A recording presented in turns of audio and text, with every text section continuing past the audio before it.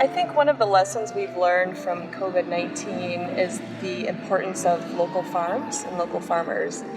The demand for local food has increased exponentially this year as we realize that our national and international food systems are easily disrupted, and people have turned back to their local farmers to provide them with the food that they need to sustain their families. So right here at Black Hawk Courts, within the Roots and Wings program, we have 3 experienced farmers who have the knowledge and the experience to take their skills to the community to recruit more farmers to urban farming, as well as to educate the public about the importance of local foods. Hi, good morning. I'm Jackie De Batista. I'm the Executive Director of Angelic Organics Learning Center, and this morning I'm spending a couple hours here at Roots and Wings at Black Hawk Courts Farm and Garden weeding some onions. So this is an urban farm and community garden where we have staff members who are dedicated to providing healthy food and vegetables to the community at Black Hawk Courts, as well as the greater Rockford community through a CSA and community garden. A lot of great work is going on here. I think the work that's done here at Black Hawk Courts goes beyond just the food that's being produced. There's a lot of social and communal benefits to having a farm within a Rockford Housing Authority community. It shows a lot of dedication to the residents who live here, that the community cares about them, that we care about their health. And it's also providing a lot of opportunities for jobs for residents who live here through our Youth Apprentice program. 2 of our employees this summer, one of which is a year-round employee, grew up in Black Hawk Courts and were recruited to work here through our apprentice program. They have a bright future in farming. They love the work that they do, the service that they provide for the community, and it's an inspiration. We have a youth leader program for youth between the ages of 12 and 18, and they typically start mid-June and run through mid-August. Our entire operations evolve around the youth leaders getting out of school and being a part of the program. We typically have them anywhere from 2 to 4 hours a week. They'll come over to the Buddy House, which is where our office space is at.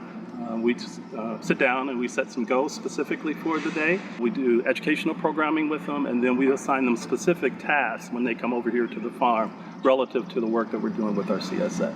They get to earn a stipend based on behaviors and the goals that they set specifically for the day. Not only do we do things in the Buddy House specific to education, whether we're talking about composting, worm composting, good bugs, bad bugs, etc., all those different things, but we also take the youth leaders to market as well. When we go to market, they go along with us. It'll give them a chance to be able to engage with others in different capacities that they haven't had the opportunity to do, enhance their selling skills and their marketing skills. So it's a continuation. It just doesn't stop here. Hi, my name is Kenneth McDonald. I've been working for this community farm for about 3 to 5 years.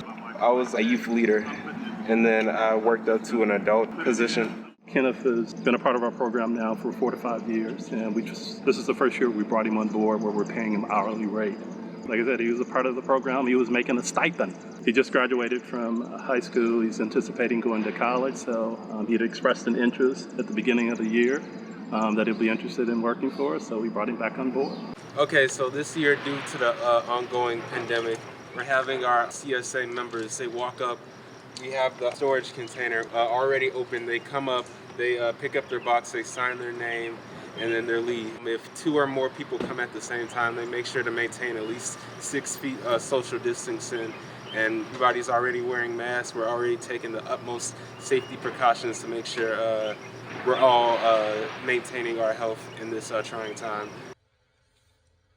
So have you been getting your CSA here other years too? Yeah, I want to say this is my 4th year maybe. It's not far from my house and it's super affordable, and our garden was a flop last year, so it's great we can rely on that. Everything's going good, everything's going according to plan.